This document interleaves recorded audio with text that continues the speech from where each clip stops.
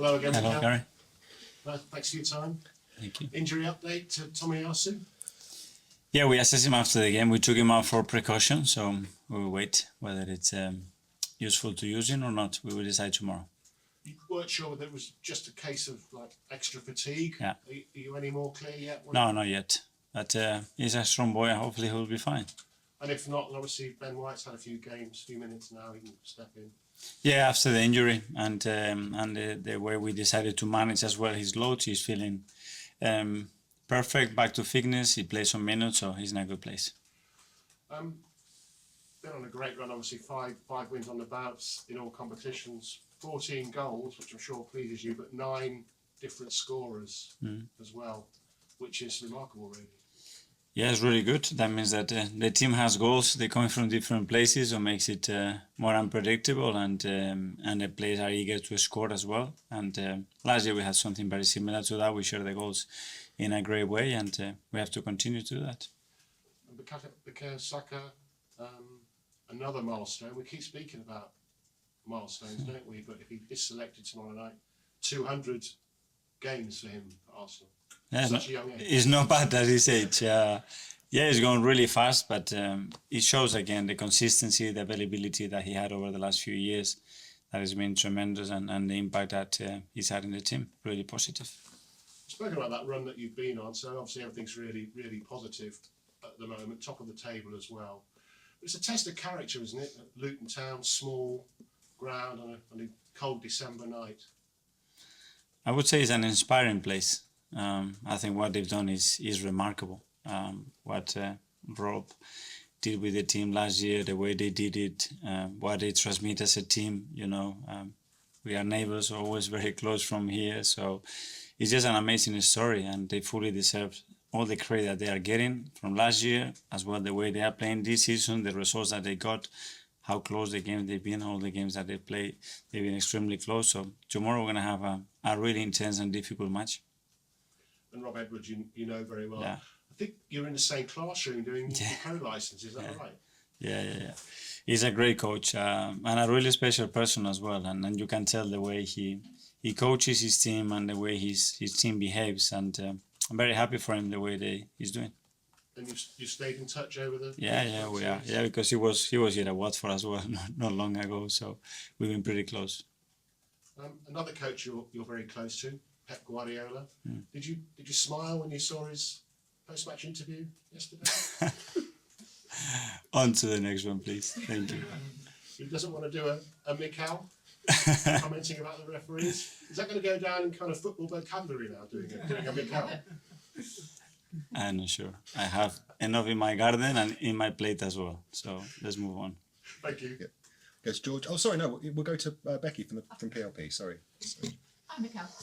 Do you think Luton Town are a much better team than what their 17th place in the table currently suggests? I think they are a really good team. I think probably the table doesn't reflect what they've done in many games, the way they lost games or draw games as well in final minutes of final stages of games.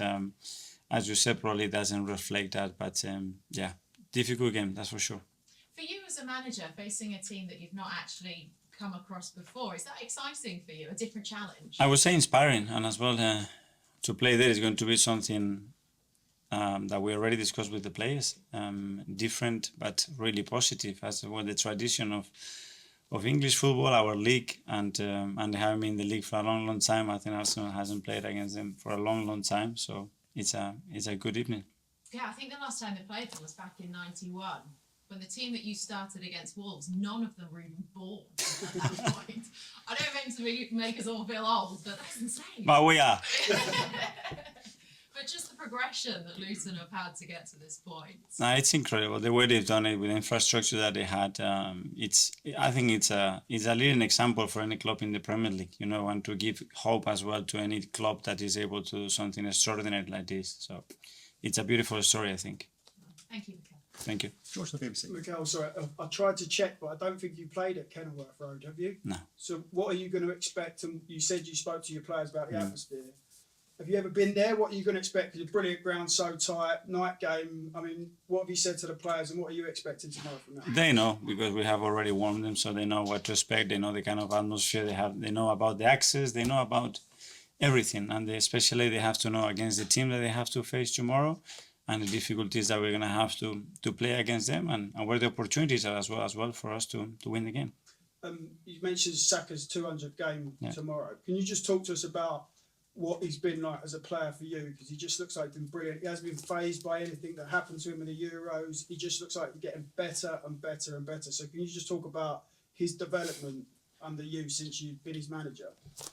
It's just like watching a kid race, you know, and get older and mature and evolve and still have the same humbleness and willingness to become better and better and get to know the people that are close to him in his life as well, and the impact that they have on him.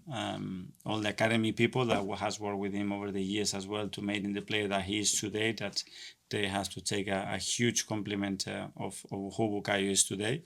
And then let him be. You know, Bukayo is a special guy. We have him with us, and hopefully for many years to come. But there's no limits to how far he can go, is there? I mean, he's just a brilliant footballer, isn't he? At the moment, no, because he doesn't want any limits, and he wants more, and the people around him wants more, and his teammates are having a better understanding of what he needs as well, and he's got coaches, a staff, and a club that wants to push him to become better. So I think it's a good context for him to keep growing. Just one on Zinchenko. He made that error on Saturday, but no problems about playing him tomorrow night. We've learned from that and straight in the team again. And he created so many chances as well. He provided a goal. You know, this is part of football. We all make mistakes, and it's not only about that. It's about how you react on top of that, and there are other things that happen after that can be done better as well. So not at all. Thank you. Clive from Football. Your side going to this game 4 points worse off than you were at this stage last season. You were also top of the league then, but do you think, despite that deficit, that your team are much better than they were this time last year? No, I don't know, it's different. The league is different as well. You know, the level is gone another level up, and you can see it. And I was watching a lot of games yesterday afternoon, and it's incredible how game state changes and momentum changes on games, the quality of the opponents have, the quality of the managers, and it's a really, really tough league. And we don't know how this is going to continue, but at the moment we are in a good place, and tomorrow we're going to be in a better place. In order to do that, we're going to have to play really well tomorrow. Just building on you saying that the league is different, yesterday we saw teams, your rivals, taking points off one another. You've got a chance to open up a decent gap at the top of the league. Do you think, with the way other teams are playing and the way you're playing as well, that maybe you're better placed to win the league this season than you were last season? I don't think about that. I think about how we're going to play better tomorrow and be more consistent and be more difficult to beat, and the things that we have to tweak and how we can use our players in the best possible ways to win. And still a huge marathon ahead of us. James from ESPN. Okay, just following on from that, I know you're going to say you take it game by game. City have drawn 3 in a row now. You must take some encouragement from that in the title race. The encouragement, no. The encouragement comes from watching the team play and watching behave every single day, and how hungry and willing they are to play every single game, the way they approach every single training session. That's what it gives me encouraging. What the others do is something that we cannot control. Something that Gary Neville and Jamie Carragher were talking about yesterday was that they feel maybe there's a drop-off in City from last season because they won the treble, because they hit this incredible high. Is that something you see? And I don't look at those things. I have enough looking at my team. You're always very respectful of Pep. Do you, if I said mind games to you, do you know what I mean by mind games?